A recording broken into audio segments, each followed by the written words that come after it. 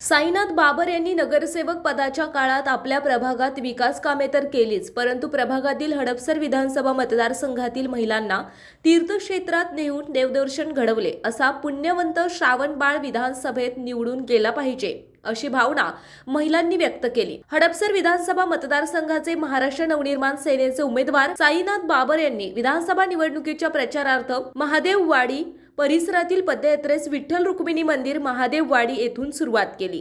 महादेववाडी परिसरातील नागरिकांनी भरभरून दिलेले प्रेम आणि विश्वास पाहता महादेववाडीत मनसेचंच वारं आहे याची जाणीव झाली. संपूर्ण मतदारसंघात फिरत असताना मनसेच्याच बाजूने निकाल लागणार याची शाश्वती झाली. महादेववाडीमध्ये येत्या काळात पायाभूत सोयीसुविधे समवेत इतर सर्व विकास माझ्या माध्यमातून होईल असा शब्द नागरिकांना दिल्याचे साईनाथ बाबर यांनी सांगितले. मनसेचे उमेदवार साईनाथ बाबर यांच्या प्रचारार्थ हडपसरमध्ये गुरुवारी 14 नोव्हेंबर रोजी सायंकाळी 5 वाजता 32 नंबर शाळा वैभव थिएटर पाठीमागे राजसाहेब ठाकरे यांचे भव्य सभा होणार आहे. हिंदुत्वाचा स्वीकार केलेले राज ठाकरे या सभेत काय बोलणार याकडे सगळ्यांचे लक्ष लागले आहे.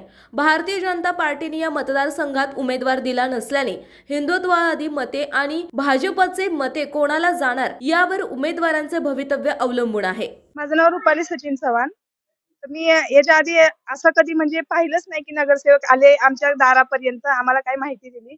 त्यांनी आमच्यासाठी खूप छान सुविधा केली. अयोध्येला नेलं होतं, काशीला.